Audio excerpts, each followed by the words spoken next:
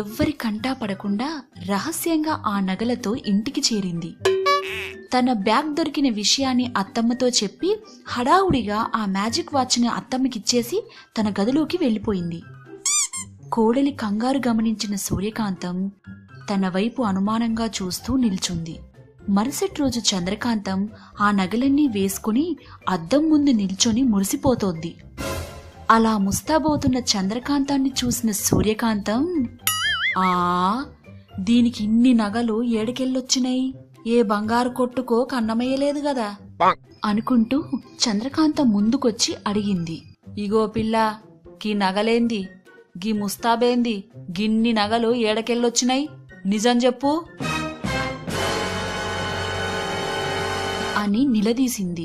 హఠాత్తుగా అత్తగారు రావడంతో కంగారు పడ్డ చంద్రకాంతం భయపడినట్టు నటిస్తూ, గది